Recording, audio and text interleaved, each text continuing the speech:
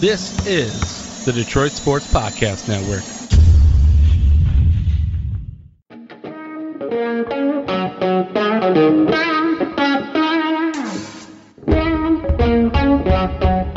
The biggest icon in podcasting.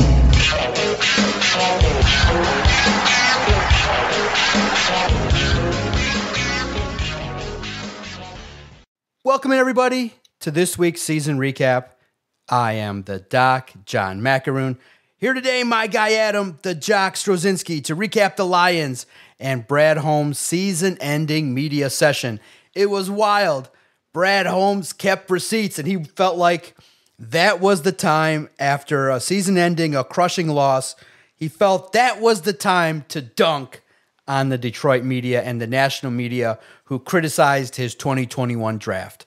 Interesting times. Definitely here to recap that, as well as look at the future regarding what the Lions need in the offseason, what is key for this football team to actually take the step that everybody in town wants, which is become the Super Bowl champs.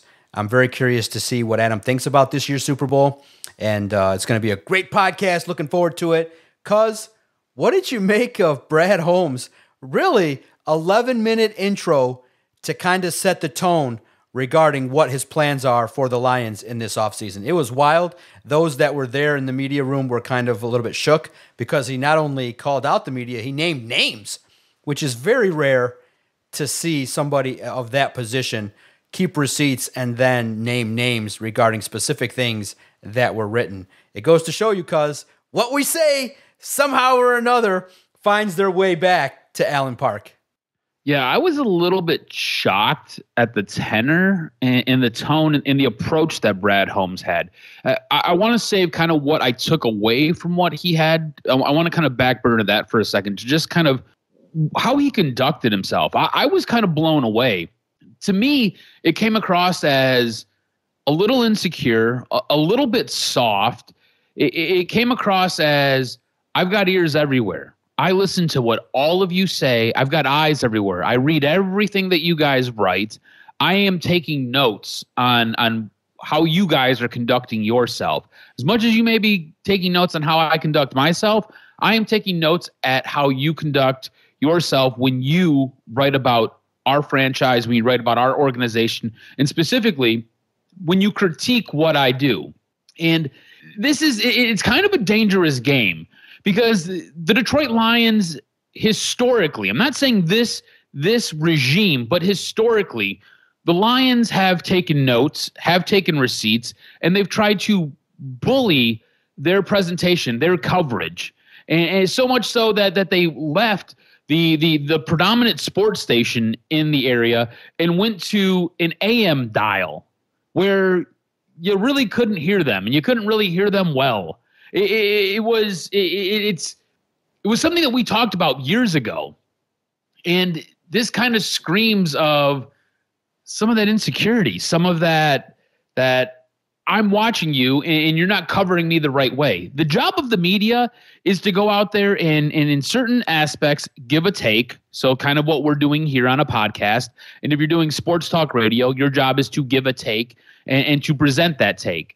And then to back that take up with facts, not to just make things up. As far as the media goes, kind of what you do when you're wearing your SI hat, your Fan Nation hat, or when you're Dave Briquette, or when you're Carlos Mazzaro, when you're these guys who were specifically targeted and called out in this press conference.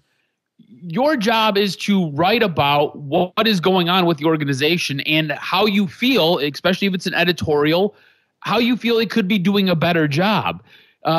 Specifically with Carlos, his job is basically all opinion based. There's nothing where he is covering the team day in, day out. It is generally all opinion based.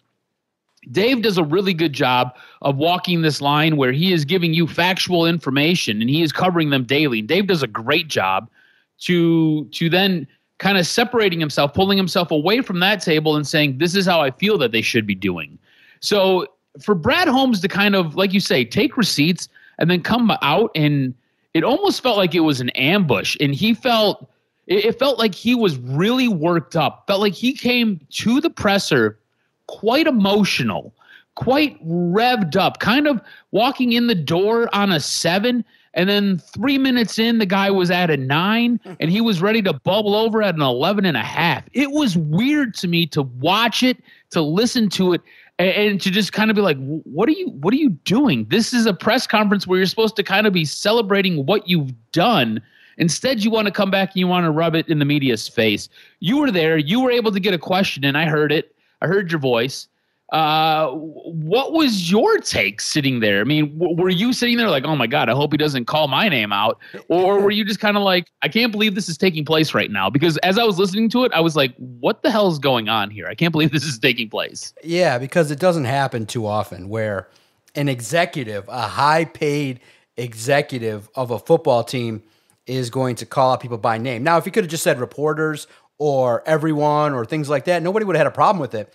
But when you start singling people out by name, it's a little bit tough because there is already a certain level of distrust that people have with the media, and it just gave and opened the gateway for people to dunk on the free press, and I just think it was unnecessary. Look, it's okay to be accountable. It's okay to say, look, there were people that didn't like my drafts. I felt like my drafts were going to be successful, and in the end, right now, you can judge fairly the 21 draft. And what he really hit home on is you can write whatever you want. I don't care. But if you end up being wrong, come out and say that you're wrong.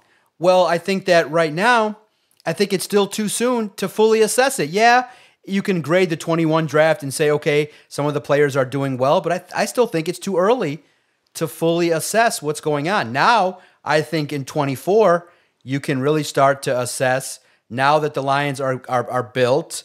They're going to have several draft classes, several free agent classes. The most controversial draft class in 23 can be evaluated a little bit further. I think he prematurely dunked on the media, in my opinion, because are you just satisfied with just planting your flag when you get to the NFC title game and the lasting memory we have is your football team choking a 17-point lead? We don't give in Detroit participation trophies. You don't do that. We care about winning. I think what happened is he dunked on the fact that he was Lions good.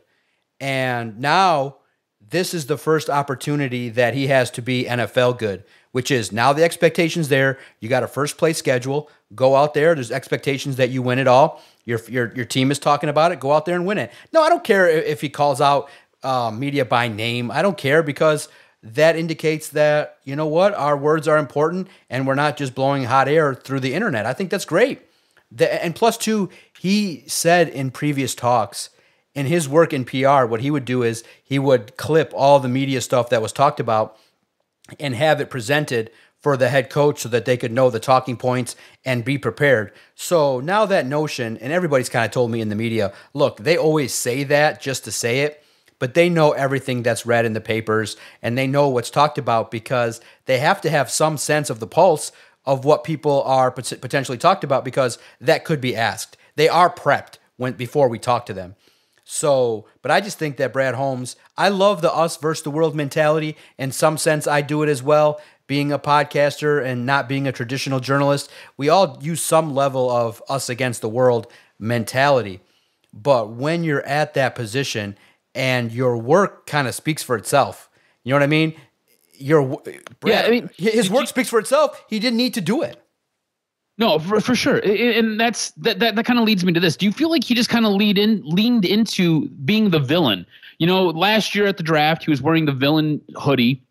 It's been this whole I am a villain role. Do you think he just kind of, with this press conference, he just kind of took it another step further, leaning into that persona, leaning into that Detroit versus everybody and us versus the world mentality, that we are the bad guys and we are going to do this? Because to me, it kind of felt like he ratcheted up just a little bit, right? Like when you're calling out a guy like Dave Burkett, when you're calling out other members of the media who cover you on a day in, day out basis. And look, you're down there way more than I am. You know this way more than me because you are in and out of that place a whole lot. Dave's got a pretty good relationship specifically with the Detroit Lions. He seems like he has a really good relationship, really good working relationship with them. And for me, for Brad to turn around and single Dave out, that's a big deal because Dave, in my book, is one of the good guys, right? He's one of the best writers that cover the team. He does a fantastic job, has a lot of really great insight. And if you ever hear him talk, he's always really well spoken, always very concise, and always willing to give you time. We've had Dave on our podcast numerous times. When I was working in radio, I had Dave on a couple of times. Dave is always great. So I always consider Dave one of the good guys. Carlos is one of those guys who also kind of wears the bad guy hat. He likes to kind of poke the bear a little bit. So I get Brad maybe being a little upset at that. But to me, it just kind of felt like it didn't matter. Brad was coming in and he had both barrels blazing and he was taking aim at whoever made his list. He was shooting you down and running you down. And it just, to me, was him leaning more into that villain-esque role. Did you kind of take some of that away? Do you kind of see that as maybe what's going to be his calling card going forward? Yeah, look, I think it's fair because you saw now a little bit of how he celebrated in the elevator. He was always with the fans. He's emotional. And I think he is using a little bit of that. Wait a minute. I'm spending all day and night evaluating players. I'm a guy that came through the ranks. I came from an organization that won it all. Where is a little bit of the benefit of the doubt for me? Like, wait a minute. I picked Jahmyr Gibbs out of Alabama. He wasn't out of Michigan State. Jahmyr Gibbs is out of Alabama. And he's like, wait a minute. I picked Jamison Williams out of Alabama. It's not like I'm picking these guys out of crumb bum places. I picked a tight end out of Iowa, known as Tight End U. So I could sense a little bit of that frustration of like, wait a minute. I just did all this work, maybe even a little bit above the fray, maybe even a little bit better than my compatriots and colleagues. And I took a football team from the depths of despair, got them into the playoffs, NFC championship, and still people panic and are like, oh, Cinderella, one and done. Wait a minute. So I do think that, but the only thing that people had a problem with is you don't have to call people out by name. You can just say in general. People understand because here's the thing. He did make Dave and Carlos's job harder because you take a little bit of their credibility away when you call out the one or two things that they were wrong. But Dave stood up for himself and he said, look, afterwards, my analysis was great. Here's what I said about the pick. So, and here's the thing too. If you're trying to act in that manner, why don't you be the leader and be the change? Why don't you call out the one or two people that were accountable? Hey, I want to call out John Macaroon, who predicted us to get 13 wins and we got 12. Why take the tack of being negative? He's kind of doing what we do, but in reverse. He's just doing the same thing, perpetuating the same negative approach. When all he had to do was say, you know what, there's a lot of coverage that I liked. Maybe some of it I didn't. A couple of you guys in here stood up and called me out, but then turned around and actually wrote that my stuff was good. And I really appreciate you, Justin, and you, Kyle, or you, Jeremy. I appreciate you writing in your publication that you were wrong. You're a stand-up person. We need more of that. That's all you had to do was highlight maybe someone you liked. So it is tough because, yeah, if you're Dave and Carlos, you should be upset because you cultivate this relationship with the team. You want to be fair and balanced. And in the end, in this age where everyone knows the media is distrusted, I think the media should be uplifted as opposed to being knocked. Yeah, there's some things that are a little bit bombastic and a little bit spicy, but that's what makes this is sports. This is not world news tonight. We're debating whether a running back has the positional value, which is a hot topic. And so I do think that Brad Holmes, outside of dunking on the media, he did a good job in setting the tone of what he wants to do, but there's a debate in that. He said, and it was real interesting, obviously the dunking on the media was entertaining and it makes for good readership and people want to talk about it, but he also said, we are built for sustainability. And I talked about it on a podcast that's going to come out on All Lions, and I want to get your sense of it, cuz. I take a different approach. I'm in the one before I die camp, which is I want the Lions to go all in. I'm all for trading away the draft picks. I'm not, and look, I'm probably wrong. If you're Brad Holmes, you're not in the all-in camp. You want to keep your job. You want to sustain. You want to be the Patriots. I just have a hard time seeing that working in today's NFL. So I'm in the one before I die approach. Go all in, make a push. If you flop, okay, you take a couple years to regroup, but everybody's going to respect you a little bit more for maybe going out there and getting 2 or 3 high-end talented guys that will make the play in the third quarter when the 49ers are making the run. I just think that what he's saying is, this is our approach, gritty, tough. He said it. Not everybody can play for the Lions. That means this is the approach, cuz they're going to pick and choose players, fit the system, gritty, hardworking, tend to be younger, tend to be people that are going to fall in line and accept hard coaching, and we're not going to probably sacrifice, at least this offseason. I would be shocked if you get more than 1 or 2 signings above $5 million. You might get 1, but that's it. I think that the Lions are intending to draft and develop, keep the guys that they want to reward, and they're going to continue to try and keep this style going because it had success. I'm a little bit opposed to that, but I'm very curious. What did you make of his thoughts regarding kind of being very strategic and intentional? His word is, we're very intentional around here. We select a certain type of Lions guy that comes into our building. Yeah, I mean, it really does sound like we got who we got. We like what we have. We're going to reinvest in the guys that we've drafted and the guys that we've brought along. And it really does sound like they're trying to build or establish some type of a pipeline where they get the player young, get them affordable, and then they're able to extend them at least that first time and be able to have control over the player for anywhere from the first 4 or 5 years all the way up to possibly 7 to 9 years. So it'll be interesting to see if this actually works out. But I'm kind of in your camp too, right? Like the one before I die camp. I like the way you phrased that. To me, it really does kind of feel like you should be a little bit more aggressive here. Your window is wide open. Your window is basically open for the taking, and you were 1, maybe 2 moves away this trade deadline from possibly playing in the Super Bowl. If you were to pair a guy like Montez Sweat with an Aiden Hutchinson, I think we are doing a conversation right now about the Detroit Lions playing in the Super Bowl. That defensive front has kind of been a weak spot. That secondary has been a weak spot. So I'm kind of in the same boat as you. If you're able to go out there and trade a pick, trade some of your assets to go get a guy who's going to make an immediate impact and help you, I'm all aboard. I love it. I think that's the way you go. Look, I get what he says when he's like, I want to have depth. You want to have depth on this team because the way it starts, the way your roster looks at the beginning of the season is not the way your roster looks at the end of the season. And look, we seen that this year. You know, we were counting on having a guy like Chauncey Gardner-Johnson. We were counting on having him. He goes down early with a torn pec, is able to come back and is able to play at the end of the season, but you missed him for a bulk of it. Emmanuel Mosley, we were counting on having him. The guy played 1 snap and then blew his ACL again. So the way you're rostered and the way you kind of think about going into things, it's not the way it always pans out. You can look no further than that offensive line. That offensive line has had so many configurations on how it's supposed to be, and that's where the depth comes in. So I totally understand what he's talking about when he says, I want to have depth. I want to be able to draft these guys. I want to have a pipeline of talent for us. I get that.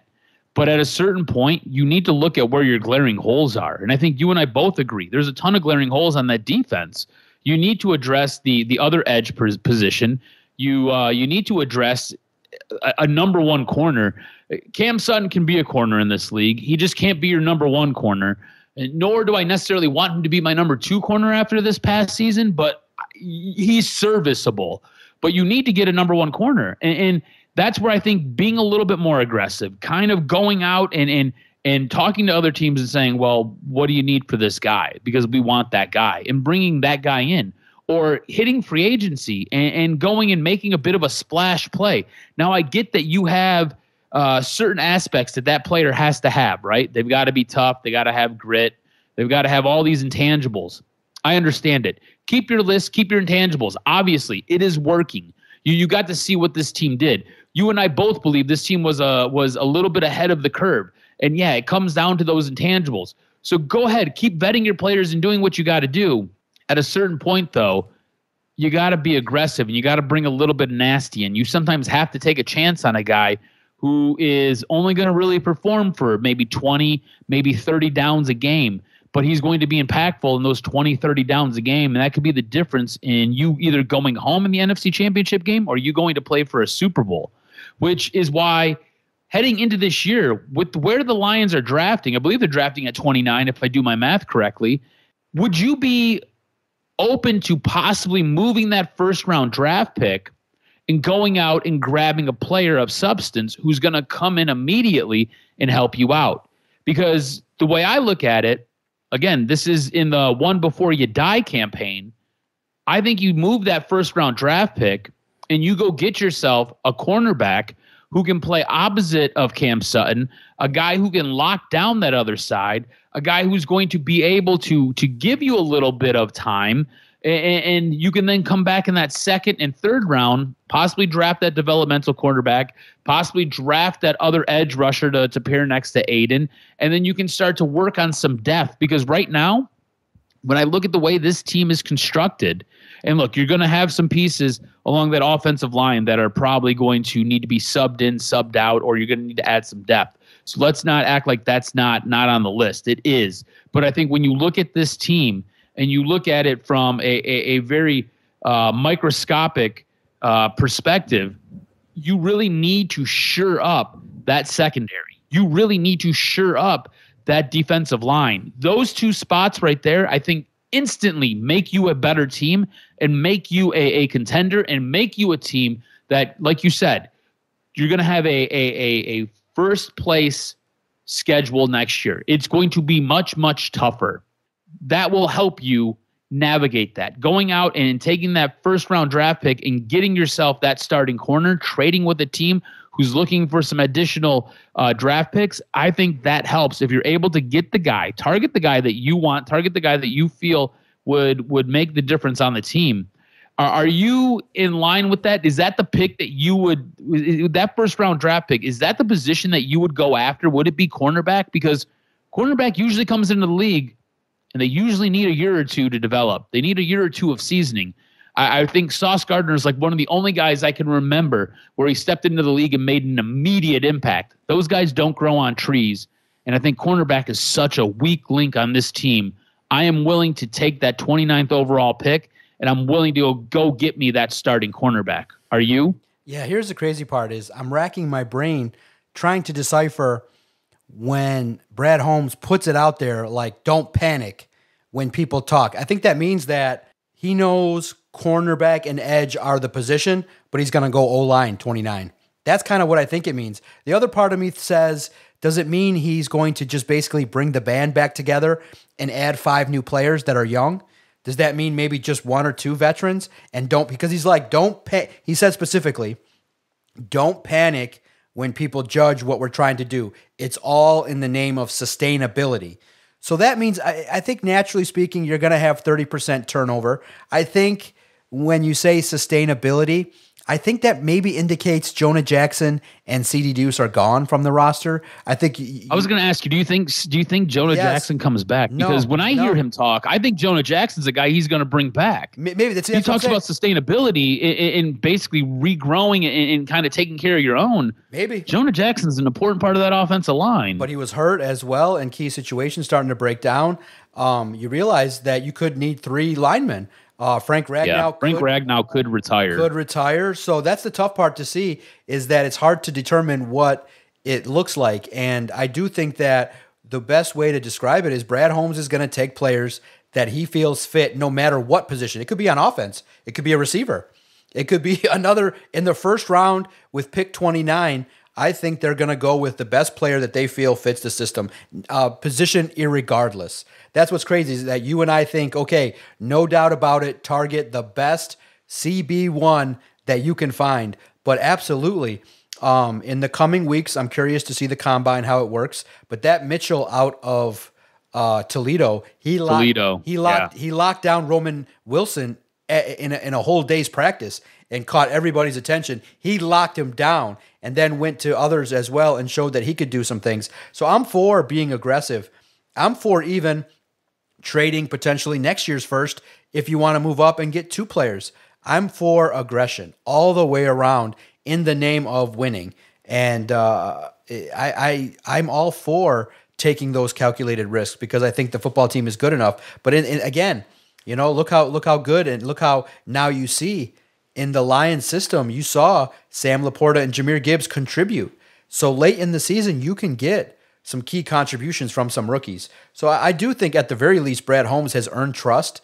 I just think that it's going to be nearly impossible to predict what he's going to do. I could even see him overhauling the roster a little bit, but upgrading all the positions at different spots, maybe even moving on from a Josh Reynolds. Maybe when he says don't panic, it means, hey, there are guys that you may like that are names that you want to bring back, but we're not bringing them back. We're going younger. And I do think that Dan Campbell is honest. He said, I also want to take a look at who played in crunch time. I mean, Josh Reynolds damn near got Dan Campbell fired because he dropped the football. That's key. CD Deuce missing tackles. Now the injury, I think, gets him a little bit of a pass because it's nearly impossible to tackle when you have a repaired clavicle or torn pec muscle. I think he gets a little bit of a pass, and he's a playmaker. If the money's right, I think they'll bring him back.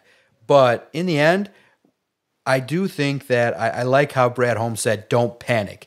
Like I think that the reaction sometimes is a little too strong, but at the same time, the opinions that people have are justified. And there was a lot of smart people that know analytics and are studying the draft that talk about this. And remember too, the Lions aren't in the Super Bowl this week. The Lions aren't playing the Chiefs. The Lions are getting all the national coverage. The Lions are sitting at home wondering why the plays weren't made in the second half. So unless you're a Super Bowl perennial team, then your moves are gonna be looked at. And I think this football team is gonna be aggressive. But I think when he says don't panic, I think it means that he doesn't care that everyone in the world thinks the edge is a need. He says, look, we got James Houston and we got Broderick Martin. We got two guys. Maybe we'll pick our edge guy in the 5th round, like people slept on Aaron Donald and things like that. So we'll see how it plays out. But this offseason is going to be really, really key to determine how things go and how things shake out. But I think everyone should trust Brad Holmes. And whatever he decides, I do think the Lions are going to be a playoff team. But am I wrong? Was I too close to it? I kind of think that they don't take the next step. I think that everyone thinks it, but I think the NFC Championship again is the ceiling. When you look at how tough it is with all the teams. Now, you could in the NFC, when you look at it, the 49ers might take a step back. The Eagles, I know, have Jalen Hurts. You realize the NFC is a little bit easier to kind of come out of. But I just think it is. I do understand what Dan Campbell's saying. I'm not fully gung-ho that the Lions are just automatically penciled in to be Super Bowl contenders in 24. That schedule is really hard and a lot of tough games on the road. And your division, the Packers have an easier schedule than you do. Yeah, and look, don't sleep on the Packers. Packers have come a long way in a very short period of time. Packers look very dangerous at the end of the season. I don't think you're wrong, and I don't think you're too close to it where you're like, I don't know if they get back to that level because they have a much more difficult road to go next season. This past year, it was quite easy, especially at times. They had a very easy, simple schedule. I think going into next year, I think what will be the differentiator, what will make things maybe a little bit more even of a playing field is I think this team will be a little bit better prepared for what is to come. I think this team will be a little bit better as far as a roster goes. I think that they will use their draft picks wisely. You've seen Brad Holmes is very good at drafting, does a really good job at that. Free agency is another kind of a bugaboo, I think, for both of us when it comes to Brad Holmes. I don't think either one of us is very impressed with what he does with free agency. And if you listen to what he said in his press conference, it doesn't really sound like he's going to be all that active in free agency. So we have to wait and see. But I think from a roster standpoint, they're going to be a better team than they were this year. And I think having that experience from this year helps a little bit in that transition and helps ease some of those ebbs and flows that you get during a season. All that being said, it's incredibly difficult to get to that point. It's incredibly difficult to get back to the NFC Championship game. It's incredibly difficult to get a 17-point lead on anybody. It's incredibly difficult to be 30 minutes away from playing for a Super Bowl and possibly winning a Super Bowl if you listen to my take last week. So it is a very difficult position to be in. And on top of all of that, you're not surprising anybody. You're not coming out and you're not blasting anybody in the face, and nobody is now shocked by what you do. There's enough material and enough tape out there on Ben Johnson and how Ben Johnson conducts his offense that you're not going to surprise other defensive coordinators. What you showed at the end of last season was a little bit of a new wrinkle where you were ultra aggressive on defense. That's not going to surprise other offensive coordinators anymore. So you have to figure out a new way to kind of keep things fresh, a new way to kind of reinvent the wheel. I think if you're able to do that, you have the ability to find yourself again playing for the NFC Championship and playing for a Super Bowl.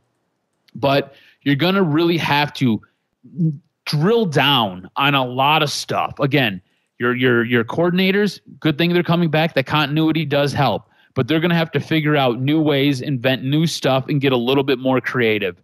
You're going to be a little bit better as a roster, I feel. And again, we've got some time. We've got the draft we got to get through. We got to get through free agency. I think Detroit does a really good job of getting undrafted guys and then developing them.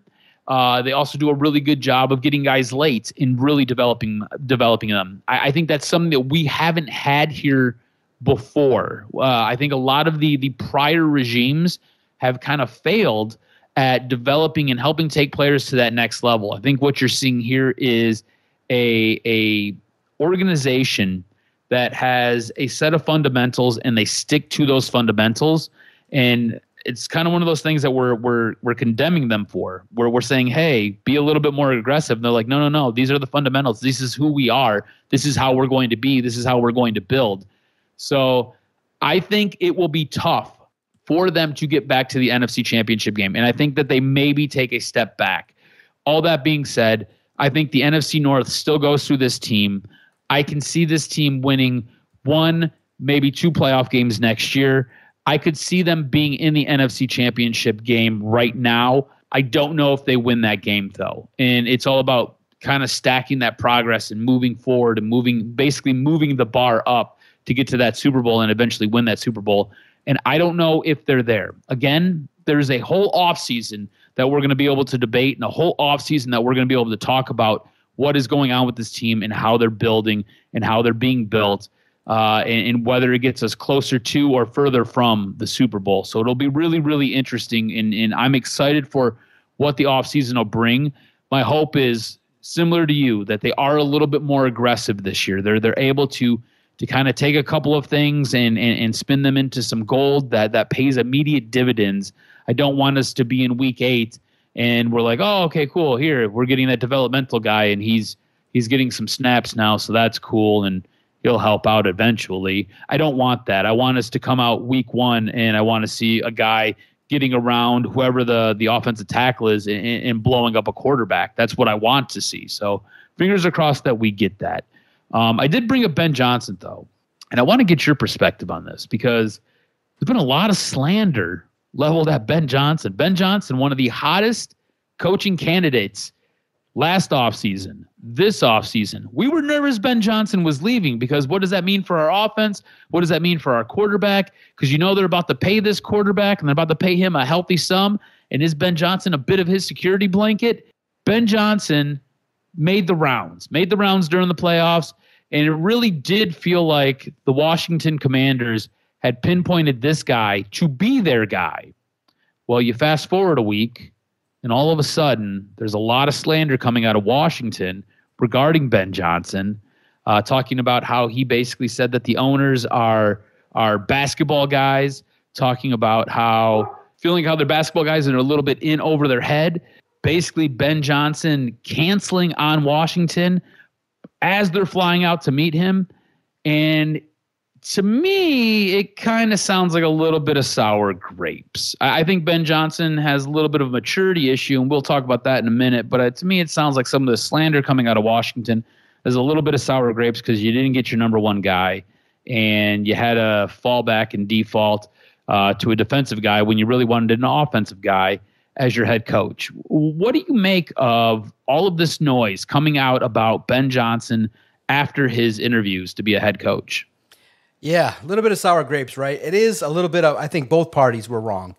Look, I know there's fans that just universally love Ben Johnson and are like, yeah, thank you for staying. So you could tell off the Commanders, even though they're coming to interview Aaron Glenn as well.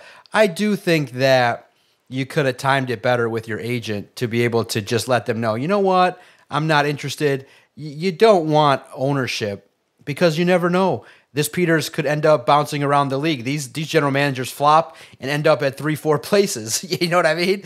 So I think that Ben Johnson handled it a little bit inexperienced. I don't think he's a jerk. But you do got to remember too that the players did not vote him as being super popular like they did Aaron Glenn.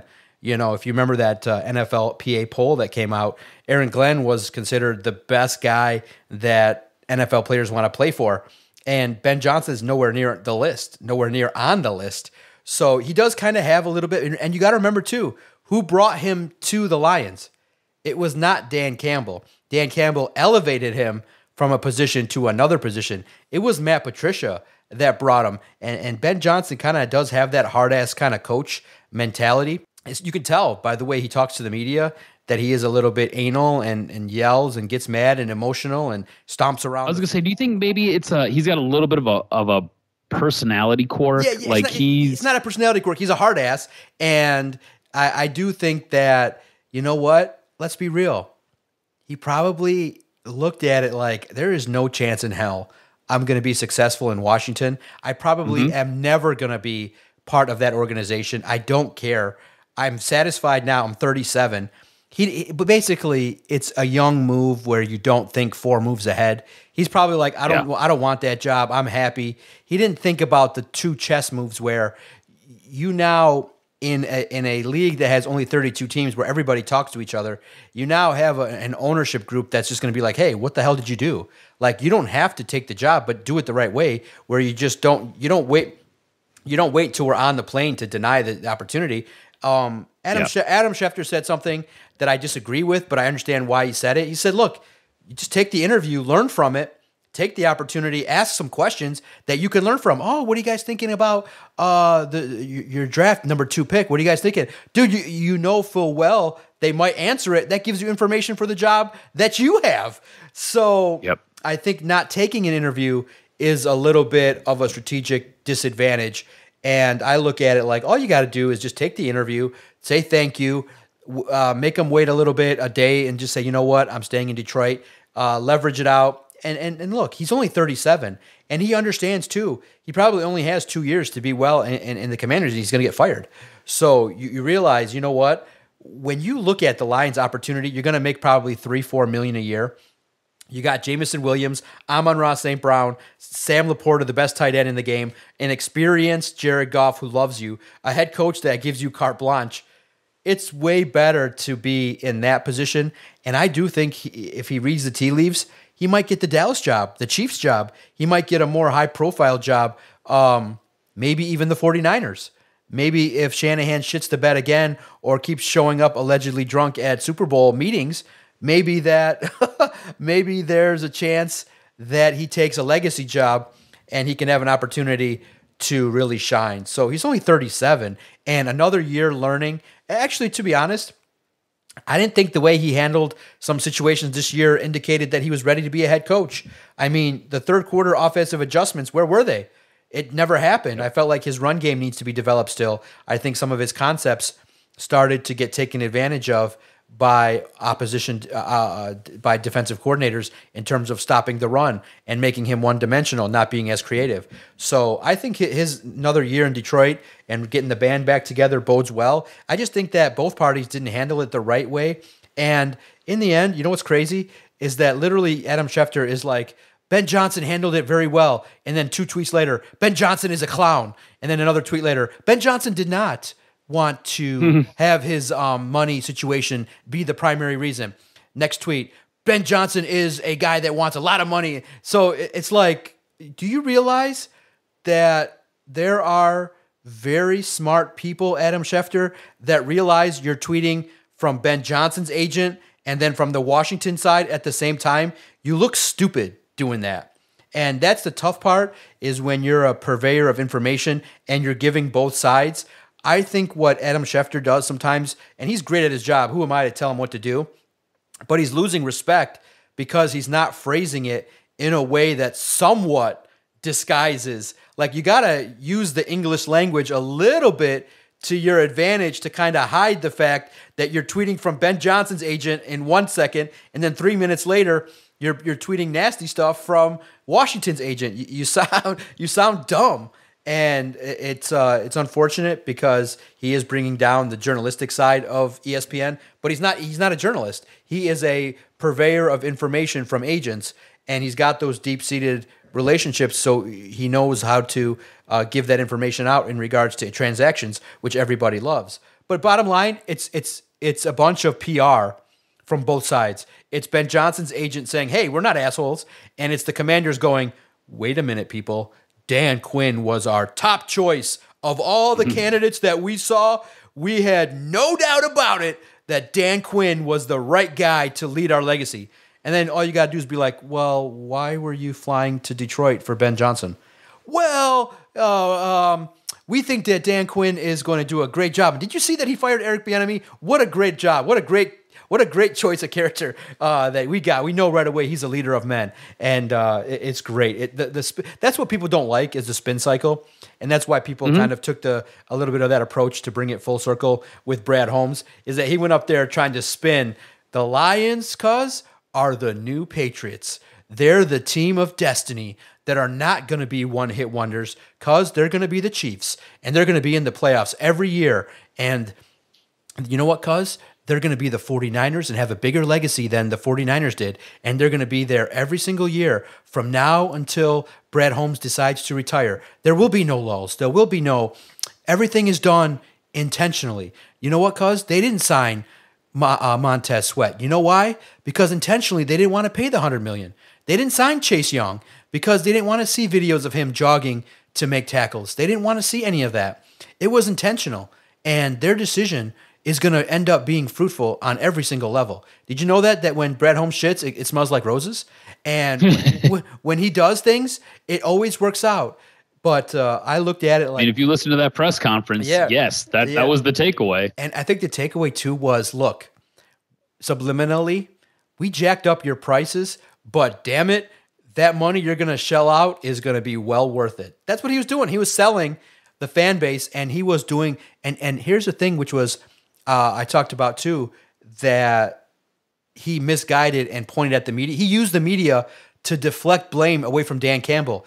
Dan Campbell set the panic off when he said this could be our one-time shot. Now, he said a lot more after that, but the resonating comment... That was the quote that was grabbed and ran with. It resonated because people truly believe that. Yeah, it's fucking hard to win the Super Bowl. It's hard to get to the postseason. That's all people are saying. Brad Holmes is like, "God damn it, I don't care about the history of the 70-year fuck-ups of the Lions. I'm here. We ain't fucking up anymore." It's like, okay, man. History is undefeated, bro. So good luck. We wish you the best in your endeavors, but you put the target right on yourself that you're going to buck the trends and you're going to be the best general manager in the NFL. Good luck. I love the mission statement. We love your intentional work, but at the same time, Adam and I are more in the just give me one ring and you can lose for the rest of eternity, and I wouldn't care. Just give me one championship celebration in 24. We're starving, and the hose was just dripped on. We just saw the light. We just saw the panties come off, and then they got put right back on. So we want to see it off for a long period of time. So we'll see if Brad Holmes can deliver. We'll see. It was a wild press conference. It set off a lot of reaction, and I'm glad I got a chance to break it down with my guy, Adam, the Jock Strozinski. Make sure you follow him on Twitter at AdamRSTROZ.